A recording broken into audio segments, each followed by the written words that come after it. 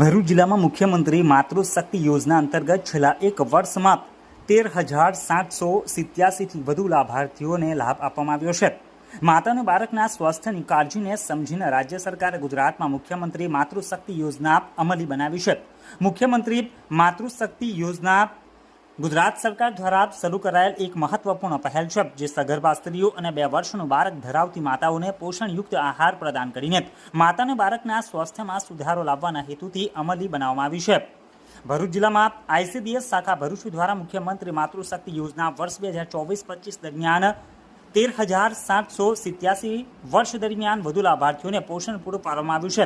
માતા અને બાળકના સ્વાસ્થ્યમાં સુધારો કરવા માટે જીવનના પ્રથમ 1000 દિવસો પર ધ્યાન કેન્દ્રિત કરવું આવશ્યક છે, જે ગર્ભધારણથી બાળકના બીજા જન્મદિવસ વચ્ચેનો એક અનન્ય સમયગાળો છે, જે દરમિયાન શ્રેષ્ઠ સ્વાસ્થ્ય, વૃદ્ધિ અને સમગ્ર જીવનકાળમાં માનસિક વિકાસ સ્થાપિત થાય છે।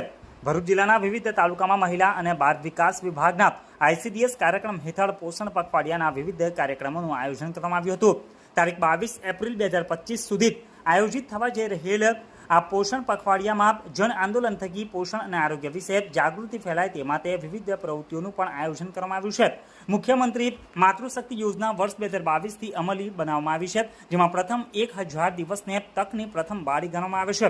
આ તબક્કા દરમિયાન માતાઓને તેમના વિકાસતા ગર્ભને અને ત્યારબાદ સ્તનપાન કરાવવા માટે પ્રોટીન, ચરબી અને વિટામિન્સ જેવા વધુ પોષક તત્વોની જરૂર હોય છે। આ યોજના હેઠળ પ્રથમ વખતની સગર્ભા અને 2 વર્ષ સુધીના બાળકની આંગણવાડીમાં નોંધણી કરાવેલ માતાને લાભ મળે છે, જેમાં લાભાર્થીને 2 કિલો ચણા, 1 કિલો તુવેર દાળ અને 1 લીટર સિંગ તેલ દર માસે આપવામાં આવે છે।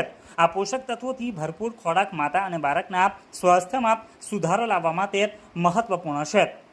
વડાપ્રધાન નરેન્દ્ર મોદીના માર્ગદર્શન હેઠળ સમગ્ર દેશમાં શરૂ કરેલ રાષ્ટ્રીય પોષણ અભિયાનનો નિશ્ચિત ધ્યેય હાંસલ કરવાની દિશામાં ગુજરાત સરકાર જન્મથી 6 વર્ષના બાળકો, કિશોરીઓ, સગર્ભા અને ધાત્રી માતાઓ માટે પૌષ્ટિક આહાર પૂરો પાડવા માટે સહી પોષણ દેશ રોશનના આહ્વાનને ચરિતાર્થ કરવા માટે ભરૂચ જિલ્લામાં વર્ષ 2024-25માં 13,787થી વધુ લાભાર્થીઓને લાભ આપવામાં આવ્યો છે।